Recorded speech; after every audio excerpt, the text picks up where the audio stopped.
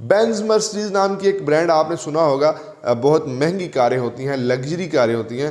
उनकी जनाब electric car बनाई है इंडिया ने, fully made in India.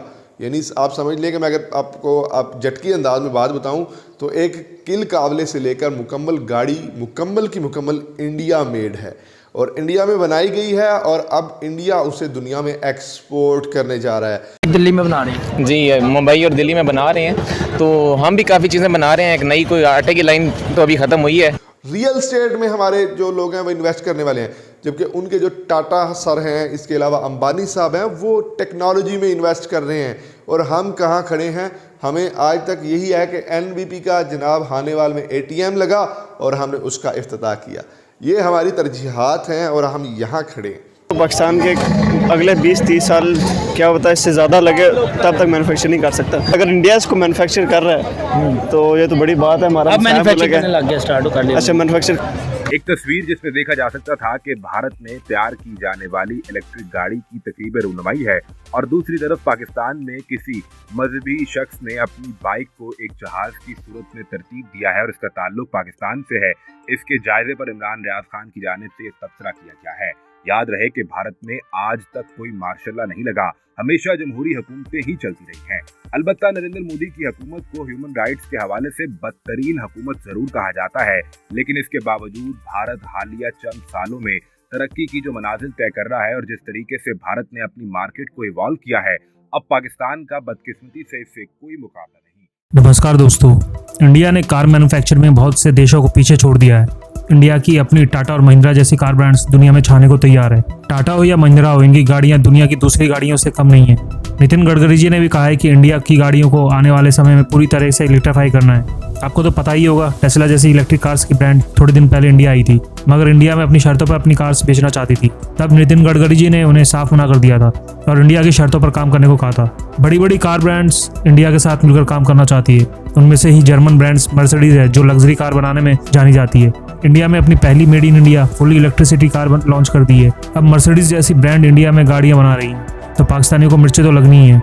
India की तरक्की की पटरी से उतारने के लिए पाकिस्तान शुरू से ही कुछ ना कुछ हथकंडे अपनाता रहा है। अभी ताज़ा एग्जाम्पल है पुंछ में आर्मी के ट्रक पर हमला, जिसमें हमारे 5 जवान शहीद हो गए। इंडिया के कश्मीर में G20 मीटिंग होनी है, शायद इसी से पाकिस्तानियों को तकलीफ हो रही है। खुद पाकिस्तान कुछ मैन्युफैक्चर नहीं करता है और इंडिया की डेवलपमेंट को देखकर जलता रहता है। आगे आप भी देखिए कि मेड इन इंडिया मर्सिडीज की इलेक्ट्रिक कार के बारे में पाकिस्तानी क्या सोचते हैं।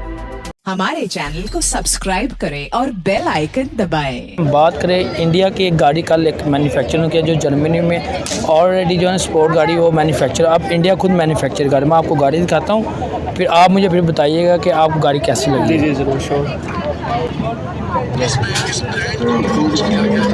जैसे शामी इंटर उसमें बस तफसील में बात। यासी शामी इसके स्पॉन्सर है।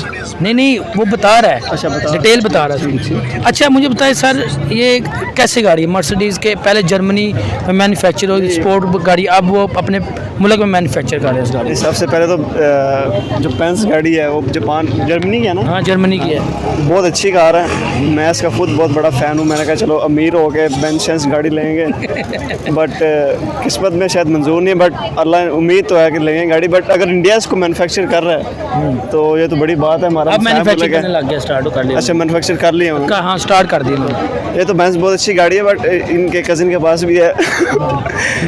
आप बताएं। मैं बताता हूँ उनके बाद। अब मुझे बताइए, आपको क्या लगता है कि पाकिस्तान में क्यों नहीं मैन्युफैक्चरिंग हम गाड़ी कर? अगर हम बात करें इंडिया की, ऑलरेडी टाटा महिंद्रा उनका ब्रांड है, जो बहुत बड़े ब्रांड है उनके काफ़ी बाइक्स के ब्रांड अपने हैं, वो मैन्युफैक्चरिंग अपने ब्रांड्स को कर रहे हैं। हमने आज तक अपने ना ब्रांड लॉन्च किया है, ना हमने मैन्युफैक्चर किया उसको। अब किस तरह देख रहा है, अब इंडिया जो है अब स्पोर्ट गाड़ी भी जो है ना मैन्युफैक्चर करने लग गया है। नहीं, जहाँ तक आपने पाकिस्तान का पूछा कि पाकिस्तान मैन्युफैक्चर कर सकता है या नहीं, बेंज तो पाकिस्तान के अगले 20-30 साल क्या होता है, इससे ज़्यादा लगे तब तक मैन्युफैक्चर नहीं कर सकता। कुछ छोटी छोटी गाड़ियाँ पाकिस्तान है कि वो मैन्युफैक्चर कर लेता है, वो भी असेंबल करता है। मैन्युफैक्चर वाला काम तो बहुत कम है, बट होपफुली हमारा पाकिस्तान मुल्क के हम दुआ करते हैं कि मैन्युफैक्चर करे और हमारी दुआ है कि करे आगे भी। चले, इसका मैं थोड़ा बता देता हूँ। इसका ये बेंज गाड़ी मर्सिडीज़ है, इलेक्ट्रिक गाड़ी है, 897 किलोमीटर की एवरेज देती है। अगर आपने एक दो उसके जो है चार्ज करें, अगर आप इस्लामाबाद जाएँ, वहाँ से वापस भी आ जाएँ, फिर जाकर उसकी चार्जिंग ख़त्म हो गई होगी। और अब 15 मिनट में अगर आप उसको चार्ज करते हैं एमरजेंसी में, उसमें भी आपको 300 किलोमीटर की एवरेज देगी वो। क्या उन्होंने प्राइस निकाली होगी, इंडिया ने को निकाली होगी इसकी गाड़ी? इंडिया वाले ने अपनी प्राइस, हाँ अपनी प्राइस क्या निकाली होगी उन्होंने अपनी आवाम के लिए? 1.5 करोड़ या 1.5 करोड़ 1 करोड़। हाँ 1.5 करोड़। ठीक है, मुझे बताएं 1.5 करोड़ में पाकिस्तान में इस टाइम कौन सी गाड़ी है? मैं आप बताता हूँ उसकी कीमत भी है। फॉर्च्यूनर इलेक्ट्रिक है? नहीं, वो पेट्रोल की है। प्राइस 1.5 तो नहीं, मैक्सिमम अगर इंडियन रुपीस की बात की जाए तो 10 से 12 लाख की है, इससे ऊपर तो नहीं होगी इंडियन रुपीस। मतलब हमारे बनते होंगे तकरीबन 40 से 48 हज़ार। ठीक है, जो है ना करोड़ की सेल कीमत 1.5 लाख करोड़ की जो है ना उनकी गाड़ी है, उन्होंने ये अपनी आवाम को देनी चाहिए। क्या कहेंगे 1.5 करोड़ की गाड़ी? अगर पाकिस्तान की बात करें, पाकिस्तान में इस टाइम इलेक्ट्रिक गाड़ी 1.5 करोड़ की नहीं है। फॉर्च्यूनर जो है 1.5 करोड़ की है, तो फॉर्च्यूनर जो पहले जो 80-85 लाख रुपए की होती थी। अगर भाई ने फॉर्च्यूनर के बारे में बताया कि 1.5 करोड़ की है, वो 1.5 करोड़ की सेकंड हैंड मिल सकती है, नई वाली तो थोड़ी 2 करोड़ की होगी, नहीं है 2-2.5 करोड़ की है। और अगर इलेक्ट्रिक 1.5 करोड़ की मिलती है तो पाकिस्तान के लिहाज से उसकी प्राइस बहुत मुनासिब है, क्योंकि वो उनकी प्राइस है, इंडिया की प्राइस प्राइस है। हमारे यहाँ पे तो डबल हो जाएगी ना। हाँ डबल हो जाएगी, बट अगर 1.5 करोड़ में मिलती है तो पाकिस्तानी वाम ऐसे है कि उसको अफोर्ड करना मुश्किल हो जाएगा। ठीक है सर, क्या चीज़ देख रहे हैं अचीवमेंट के? अब इंडिया स्पोर्ट गाड़ियाँ भी मैन्युफैक्चर करने लग गया है। अब आगे जाके वहाँ से मैन्युफैक्चर वो भी करने लगेंगे, स्पोर्ट कार जितनी भी स्पोर्ट्स कार हैं ना वहाँ पे मैन्युफैक्चर होंगे। क्या कहेंगे? अब तो हमारी मीडिया भी पाकिस्तान की मीडिया भी इस चीज़ को हाईलाइट करने लगी है। आप देखिए यासिर शामी जो पाकिस्तान के अंदर है, उन्होंने भी इस चीज़ को हाईलाइट किया है। आप क्या कहेंगे? अब मीडिया हाईलाइट करने लग गई? नहीं, एक तो पॉजिटिव एस्पेक्ट ये भी है कि यासिर शामी ने स्पोर्ट की इंडियन गाड़ियों को हाईलाइट मतलब बता रहे हैं ना हम हाईलाइट कर रहे हैं। वो ये भी है कि हमारे पॉजिटिव इम्पैक्ट जाके इंडियंस में भी कि चलो हाईलाइट कर रहे हैं, हमारी साइड ले रहे हैं। वो थोड़ा पॉलिटिकल साइड में भी अगर देखें तो थोड़ा बेनिफिट है इस चीज़ का। और ये चार्ज कितने में होती है? अगर आप फास्ट चार्जर है आपके पास तो जनाब 35 मिनट में चार्ज हो जाती है। और इसकी कीमत राउंड अबाउट पाकिस्तानी 3.5 करोड़ रुपये रखी गई है, जो कि इंडियन तकरीबन 1 करोड़ के करीब बनता है।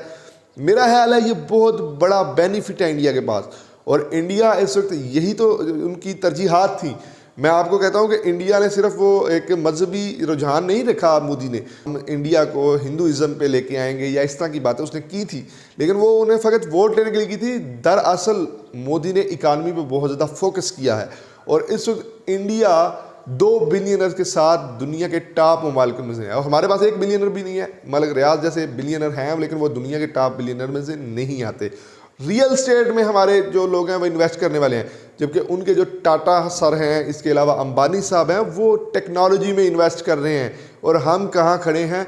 हमें आज तक यही है कि NBP का जनाब हानेवाल में ATM लगा और हमने उसका इफ्तिताह किया। ये हमारी तरजीहात हैं और हम यहाँ खड़े हैं। तो इन मामलात को मैं अक्सर आपसे डिस्कस करता होता हूँ कि इंडिया हमसे बहुत आगे है। इंडिया को अगर हमने अचीव करनी है वो चीज़ें, तो हमें अगले 5 साल में फोकस करना होगा टेक्नोलॉजी पे। हमारे चैनल को सब्सक्राइब करें और बेल आइकन दबाएं।